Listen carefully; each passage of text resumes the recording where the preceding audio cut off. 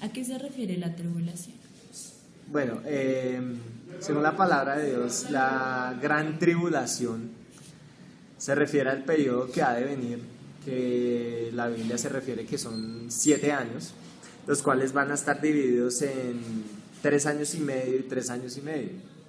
3 años y medio inicialmente son para como de paz, de tranquilidad, y los otros 3 años y medio van a ser periodo de desolación, de abundancia de pecado, y donde el pecado se va a elevar de una manera sorprendente. Listo, perfecto. ¿Qué acontecimientos ocurren dentro de la tribulación? A ver, muy buenas noches.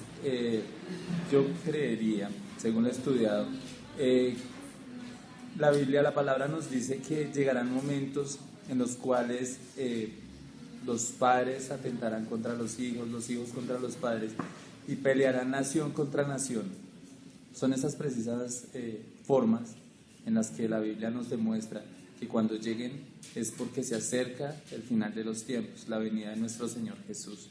Entonces es allí cuando nosotros podemos observar realmente, con todos esos acontecimientos de escasez y de muchas cosas que el mundo nos ofrece, y es donde realmente Satanás está o entra a gobernar.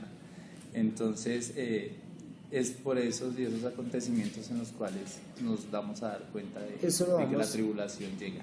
Eso lo vamos a encontrar en Mateo 24, que es donde Jesús explica cuáles son, o más bien, en qué se van a basar o cuáles son las señales más bien que han de ver para que el fin del mundo se acerque. Mateo 24. Bueno, en cuanto a esas señales podríamos hablar de la bestia. ¿Qué noción o qué señales nos indican que la bestia está dominando sobre el mundo o que ha llegado?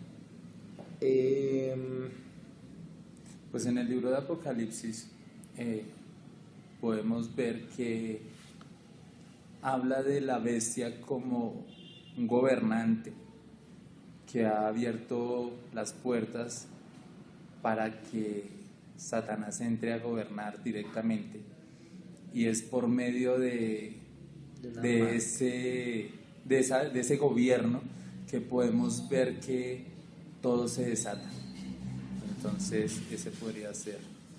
De hecho habla sobre una marca en especial que es como la Biblia relata que ha de ser esa marca puesta en los seres humanos, especialmente en la frente o en la mano derecha o izquierda, no recuerdo bien. Derecha, creo que sí. Y que esa sería la marca para ellos, y que si en ese tiempo las personas no son marcadas con ese chip o con esa marca en especial, nadie podrá comprar ni vender. Exactamente. Gracias. Entonces, teniendo en cuenta ese contexto, podríamos decir que la iglesia va o no va a sufrir la tribulación. Se supone que si nosotros como iglesia conocemos la palabra y vivimos en santidad y vivimos conforme a la voluntad de Dios, nosotros vamos a ser arrebatados en el rapto, ¿sí? Y posterior al rapto va a venir la tribulación o la gran tribulación. Por lo tanto, nosotros como iglesia vamos a ser arrebatados primero y no vamos a vivir esos tiempos difíciles como lo son el tiempo de la gran tribulación. Podemos ver en el libro de Lucas 12:35 exactamente, donde Dios nos dice que tenemos que estar preparados porque Jesús viene por segunda vez, y también nos da unas características específicas que tiene el siervo fiel. Una de ellas, y que yo resalto mucho, y es cuando nos dice que nosotros tenemos que tener los lomos ceñidos. Eso quiere decir que nosotros tenemos que estar preparados en oración. Cuando dice que las lámparas estén encendidas, tenemos que estar en oración precisamente para que la iglesia como tal, como creyentes, como servidores de Dios, estemos atentos a la venida y tal vez, como no vulgarmente nosotros decimos, no nos coja sin estar preparados. Entonces, sin comunión con Dios. Es por eso que la iglesia debería estar en el rapto, más no en la gran tribulación. Bueno, y teniendo en cuenta eso, ya que me están hablando de que una iglesia debe conservarse en santidad bajo los preceptos y la voluntad de Dios, podríamos decir que en este momento hay personas que están dentro de las iglesias, pero probablemente no han tenido un verdadero encuentro o no llevan una vida agradable para Jesús. Para esas personas que puede que se queden para la tribulación, ¿habrá una segunda oportunidad? Sí, la palabra de Dios nos lo enseña.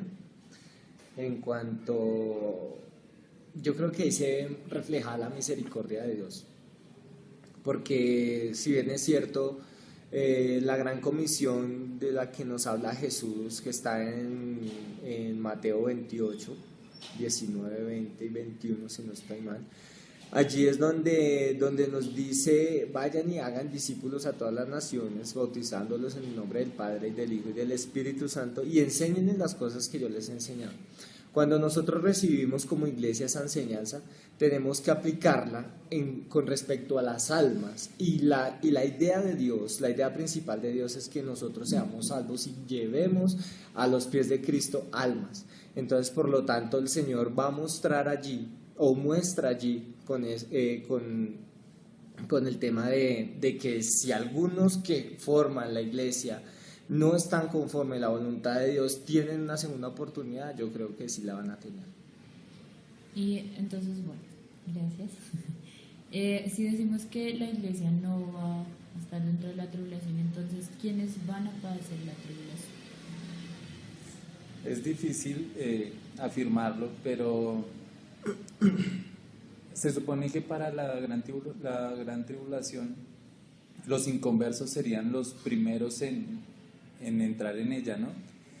Pero también la Biblia nos enseña que no todos los conversos se irán a ir, como pues lo hablaba mi hermano anteriormente, pero precisamente la tarea es delegada para los que se queden, para los conversos que se queden, porque seguirían predicando la palabra y pues obviamente tratando de hacer hasta lo último para hacer agradables ante los ojos de Dios. Perfecto. Ustedes han mencionado que posterior a la tribulación viene la segunda venida de Cristo. ¿Cuáles son esas señales que marcan la segunda venida de Cristo? ¿O qué significa esa segunda venida? La palabra de Dios nos enseña que acontecimientos específicos, que Él vendrá de los cielos y que con trompeta de Dios, o sea, que va a sonar una trompeta muy, muy fuerte, que esa será una de las señales para la venida, que el mismo Jesús va a venir y sobre las nubes se posará y así de esa manera serán arrebatados esas almas que conforme a la voluntad de Dios siempre estuvieron aquí en la tierra, o sea, siendo obedientes. Esas serían como las señales que, pues a mi parecer, entiendo que se mostrarán en el momento del arrebatamiento.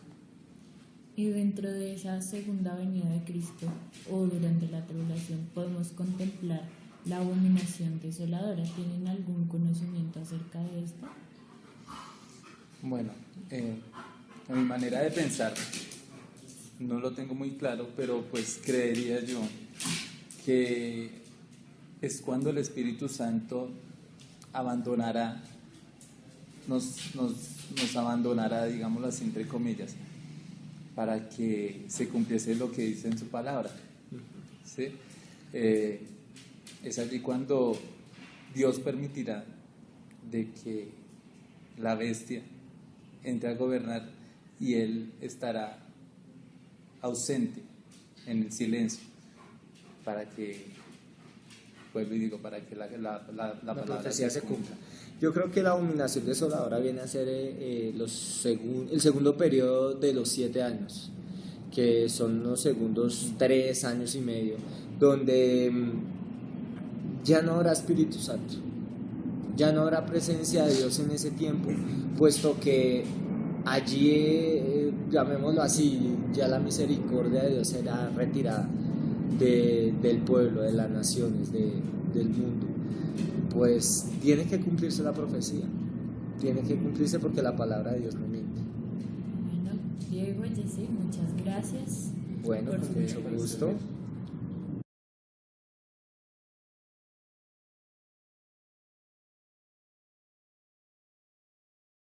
Tribulación se refiere a un periodo de tiempo profetizado por Daniel en el capítulo 9. Hay dos etapas realmente, que es tribulación y gran tribulación. Al comienzo de la tribulación, y el anticristo ayuda a Israel a pactar con los árabes para establecer, reconstruir el templo en Salomón, en el mismo sitio donde está la mezquita. Algo tiene que pasar. A los 3 años y medio está la mezquita, algo tiene que pasar. A los 3 años y medio se manifiesta el anticristo como realmente es. Y entonces empieza a perseguir a Israel y comienza la gran tribulación. Entonces, a mitad del tiempo, pues está la manifestación del anticristo, y la manifestación del anticristo va acompañada con un asunto que se llama el 666. Al mismo tiempo están los 144.000 sellados más los 2 testigos. Y al finalizar de la gran tribulación, más bien pone fin a este periodo la segunda venida de Cristo. Hay diferentes hipótesis. La más fuerte es que no, se llama pretribulacionismo. Luego sigue una que ha venido cogiendo fuerza, que se llama el rapto parcial. Y luego la tribulacionista, que afirma que pasará por la mitad de este periodo.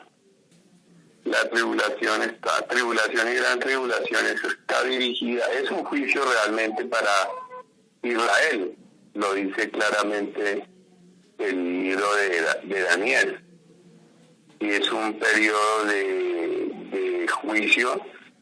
Daniel habla como de 4 o 5 propósitos: poner fin a la prevaricación, poner fin a un gobierno político injusto, poner fin al pecado, entre otros. Son como 5 o 6 los propósitos que se mencionan en Daniel capítulo 9. Lo mismo que para quién va dirigida o si la iglesia participará o no, hay diferentes hipótesis. La hipótesis más fuerte es que no, porque el Espíritu Santo que fue dado a la iglesia, pues se va con la iglesia en el rapto, que es el evento que pone inicio, que da inicio a la tribulación y gran tribulación. Entonces, si no está el Espíritu Santo, que es el que redarguye y convence de pecado, pues es muy difícil que haya un proceso de salvación. Si hay salvación, si la llegara a ver, no será bajo las condiciones de la gracia. Triunvirato. Es un líder político, un líder religioso y un líder económico. A eso se le llama triunvirato.